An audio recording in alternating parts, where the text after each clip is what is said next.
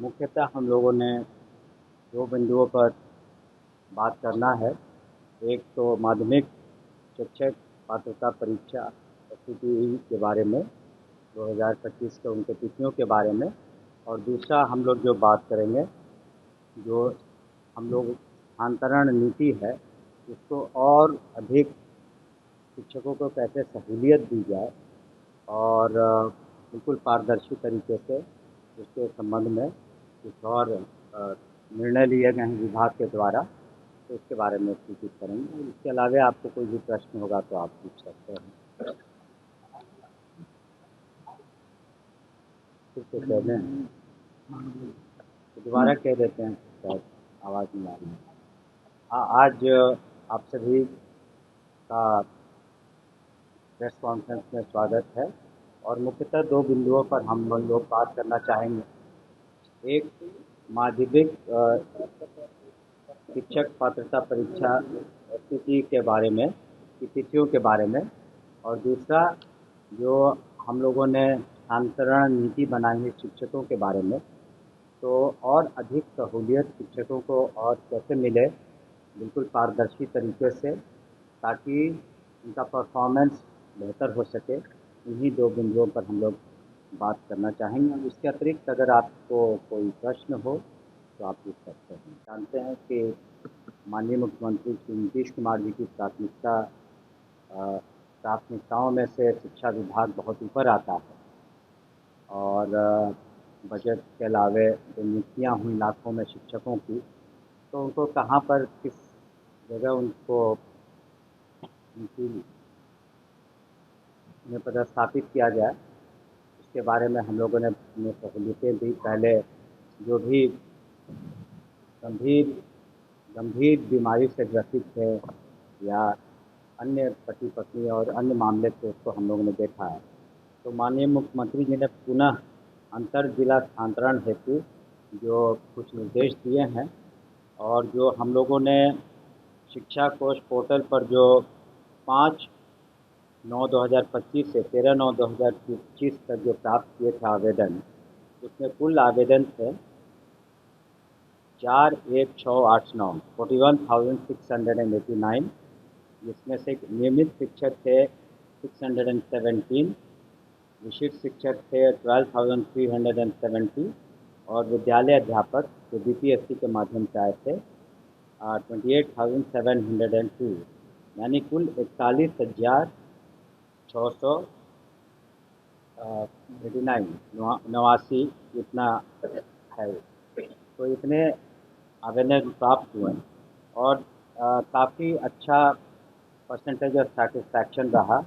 और कुल मिलाकर इसमें अगर हम लोग ब्रेकअप देखते हैं, तो जो 3 जिला का उनसे आवंटन मांगा गया था, तो दिव्यांग श्रेणी के कुल 61 महिला शिक्षिकाओं में से करीब 92%, यानी 56 शिक्षिकाओं को उनके द्वारा दिए गए 3 जिला के विकल्प में से दिया जा चुका है, यानी 83% सेटिस्फैक्शन था। इसी तरह से लगभग 9,900 महिला शिक्षिकाओं का स्थानांतरण उनके द्वारा दिए गए 3 जिलों के विकल्प में कर दिया गया। इसी तरह से पुरुषों में 14,700 पुरुष शिक्षकों का स्थानांतरण उनके द्वारा दिए गए 3 जिला के विकल्पों में किसी एक में से कर दिया गया। इस प्रकार अगर आप देखेंगे तो लगभग 24,600 शिक्षकों को उनके द्वारा दिए गए 3 जिला के विकल्प में कोई एक जिला आवंटित उनके द्वारा जो मांग की गई थी उसे कर दिया। शेष 17,000 शिक्षकों में जिन्हें उनके द्वारा विकल्प के जो जिले थे, जो विकल्प जिले नहीं दिए गए, तो अब हम लोग देखते हैं, हम लोगों ने समीक्षा की है कि कक्षावार, विषयवार रिक्तियाँ कहाँ कहाँ उपलब्ध है, जिसके कारण उन्हें दिक्कतें हुई। तो उन्हें पुनः 3 जिला, यानी जो शेष बचे हुए हैं 24,600 शिक्षक, उनमें से 3 अन्य जिलों को, पहले 3 जिलों का जो विकल्प दिया था उसको छोड़ करके वहाँ पर वो पुनः 23/9/25 से 28/9/25 तक इस शिक्षा कोष पोर्टल पर अपना आवेदन दे सकते हैं ऑनलाइन। पुनः हम रिपीट करना चाहेंगे कि जो 17,000 शिक्षक हैं शिक्षकों को जिन्हें उनके द्वारा जो 3 जिले विकल्प के रूप में देना था वो नहीं मिल पाया, अ, जो हमने कारण बताए, तो उन्हें पुनः एक मौका दिया गया है 23/9/25 से 28/9/25 तक ई शिक्षा कोष पर 3-3 जिलों का वो विकल्प मांगे जो पूर्व के जिले नहीं थे। और उसके बाद हम लोगों ने जो कमेटी बनाई है डिस्ट्रिक्ट मैजिस्ट्रेट्स की, जिसमें डिस्ट्रिक्ट एजुकेशन ऑफिसर हैं, डीडीसी हैं, अन्य पदाधिकारी हैं, वो ज़िले के अंदर वो अपना स्थानांतरण कर देंगे। वो ये देखेंगे कि कहाँ पर किस सब्जेक्ट में कहाँ ज़रूरत है, कहाँ पर जो छात्र और अ, जो शिक्षक हैं उनका रेशियो क्या है, कहाँ ज़्यादा है कहाँ कम है, तो उसका रैशनलाइजेशन करेंगे। और वैसे कोई अगर मामले आते हैं जो दूसरे ज़िलों में स्थानांतरण करना बहुत आवश्यक है निजी कारणों से या बीमारी कारणों से, तो वो मुख्यालय में सेक्रेटरी साहब को अपना वो कमेटी रिकमेंडेशन दे देगी, जिस पर हम लोग विचार करके निश्चित रूप से उसको देखेंगे। तो ये स्थानांतरण नीति जो हमारी है, उसमें कुछ और हम लोगों ने विकल्प दिए हैं जो छूट गए हैं शिक्षक, और बिल्कुल उदार तरीके से आपने देखा होगा कि पुनः दिया है। माननीय मुख्यमंत्री जी के नेतृत्व में अच्छा काम कर रहा है और आने वाले दिनों में उसके प्रभाव और अच्छे तरीके से दिखाएगा। दूसरे को मौका दीजिए। सर, सवाल है सर, लगातार पटना में प्रोटेस्ट हो रहा है टीआरआई की सीट को लेकर छात्रों का एक बड़ा आंदोलन आंदोलन करने का इरादे कर रहे हैं। इसके लिए छात्रों से क्या अपील करेंगे? ये वैकेंसी बढ़ेगी या ये एकदम ये नहीं रहेगी? क्योंकि कुछ छात्रों के एफआईआर नहीं हो गए। देखिए, किसी भी संगठन का, छात्रों का या किसी भी ऑर्गेनाइजेशन को एक डेमोक्रेटिक तरीके से अपनी बातों को रखने का अधिकार है। हम लोग प्रजातंत्र में हैं, और अगर कोई भी वर्ग संतुष्ट नहीं है सरकार के कार्यकलापों से या अपने डिमांड को लेकर, निश्चित रूप से हमारे पास आ सकते हैं, तो उसका एक तरीका है।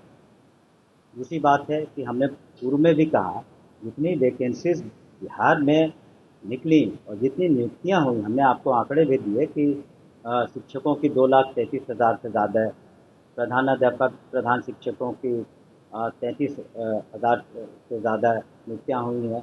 तो एज़ पर नीड ये अंत नहीं है टीआरई 4, टीआरई 5 भी हम लोगों ने घोषणा कर रखी है कि टीआरई 5 भी होगा, लेकिन हर चीज़ को रैशनलाइज करके किया जाता है कि किस सब्जेक्ट में कितने शिक्षकों की कमी है, किस स्कूल में कितनी वैकेंसीज़ है, तो उस हिसाब से हम लोग कैलकुलेट करके करते हैं। डिमांड अपना है, लेकिन सिर्फ शिक्षा विभाग नहीं, अन्य कई विभागों में भी नियुक्तियां हो रही हैं, भविष्य में भी होंगी। और यहाँ तक तो माननीय मुख्यमंत्री जी ने लाखों नौकरियों की बात कही है। अगर जनता जनार्दन का समर्थन मिलेगा, जो कि हमें पूरा यकीन है मिलेगा आने वाले दिनों में एनडीए की सरकार को, तो निश्चित रूप से ये कार्रवाई आगे बढ़ेगी। और फिलहाल हम लोग ने मैक्सिमम जितना वैकेंसीज हो सकता है निकाल करके हम लोग अभी याचना भेज देंगे। Thank you. आप हायर एजुकेशन को लेकर मुख्यमंत्री की चिंता है कि हायर एजुकेशन क्वालिटी एजुकेशन कैसे उसके दिशा में क्या प्लान किया? हायर एजुकेशन देखिए, हायर एजुकेशन के लिए 2 कदम तो तत्काल हम लोगों ने लिए। एक तो सेशन हमारी भी सभी वाइस चांसलर साहब के साथ मीटिंग हुई थी, और माननीय राज्यपाल महोदय के यहाँ भी वाइस चांसलर्स के साथ सभी मीटिंग्स हुई थी, मैं भी था वहाँ। और हमने व्यक्तिगत रूप से भी जाके जेपी यूनिवर्सिटी के समीक्षा की थी, क्योंकि वहीं का सेशन सबसे पीछे था। लेकिन 2 तो कार्य किए गए हैं जिससे कि सुधार हुआ है और सुधार दिखता है। एक, जो असिस्टेंट प्रोफेसर्स की कमी थी, तो करीब 3,000 से ज़्यादा असिस्टेंट प्रोफेसर नियुक्त किए गए हैं। दूसरे सेशंस टाइम पर होगा। तीसरा, जो पीएम उषा फंड और जो भी फंड थे इंफ्रास्ट्रक्चर का, उसमें भी हम लोग पैसे दे रहे हैं। और अभी देखा होगा आपने, माननीय मुख्यमंत्री जी ने जो करीब करीब 900 करोड़ से ज़्यादा इंफ्रास्ट्रक्चर का शिलान्यास और उद्घाटन किया। उसमें कॉलेज के भी बिल्डिंग्स वगैरह हैं, तो इंफ्रास्ट्रक्चर पर भी ध्यान है। हम लोगों ने नीतियों पर ध्यान दिया है, सेशंस डेज नहीं है अब करीब करीब, उस पर भी ध्यान दिया है। और विशेष करके जो नए यूनिवर्सिटीज़ खुलेंगे, स्पोर्ट्स यूनिवर्सिटी, उसके बाद इंजीनियरिंग यूनिवर्सिटी, अब स्किल यूनिवर्सिटी खुलने वाला है, या आर्यभट्ट यूनिवर्सिटी जो कि नॉलेज बेस्ड यूनिवर्सिटी है, तो हम लोग नवाचार की ओर भी कोशिश कर रहे हैं कि आर्टिफिशियल इंटेलिजेंस इत्यादि प्लेटफॉर्म पर भी आगे बढ़ें। इन सब पर यूनिवर्सिटीज़ का अब अपना अपना एक सर्टेन इंडिपेंडेंस होता है। तो एक हम लोग उनको ग्रांट देते हैं समय पर, आपने देखा होगा समय पर शिक्षकों का या पेंशनधारियों का सभी का समय पर हम लोग पैसे भी दे रहे हैं, आमंत्रण भी कर रहे हैं। वहाँ भी काफ़ी सुधार है, लेकिन गुंजाइश वहाँ भी काफ़ी है। और उन लोगों पर हम लोगों ने इंस्ट्रक्शंस भी दिए हैं, रिक्वेस्ट भी किया है कि आप यूनिवर्सिटीज़ में प्रोफेशनल कोर्सेज, वोकेशनल कोर्सेज ज़रूर शुरू करें जहाँ नहीं है। और दूसरा, इंडस्ट्रीज़ के साथ इंटरफेस और अधिक करें ताकि प्लेसमेंट में बेहतर हो सके। आपको एक उदाहरण देना चाहेंगे एलन मिश्रा इंस्टीट्यूट का, यहाँ पर काफ़ी माननीय मुख्यमंत्री जी ने करीब 24 असिस्टेंट प्रोफेसर की नियुक्ति भी की है। वहाँ पर प्लेसमेंट करीब करीब 100% है। बिजनेस मैनेजमेंट स्कूल है। उनको भी हम लोगों ने कहा कि आप मेमोरेंडम ऑफ अंडरस्टैंडिंग एक्सेलराइज से अच्छे यूनिवर्सिटी से कीजिए, आगे चल के यूनिवर्सिटी ऑफ सिंगापुर से कीजिए। तो स्कूल एजुकेशन के अलावे हाई एजुकेशन पर भी सरकार की नज़र है, एजुकेशन डिपार्टमेंट की नज़र है। और मैं समझता हूँ कि वहाँ भी अब माननीय राज्यपाल महोदय की भी पैनी नज़र है, वहाँ भी प्रोग्रेस है। और हम समझते हैं हायर एजुकेशन में भी आने वाले दिनों में और बेहतर रिजल्ट आएंगे। शुक्रिया।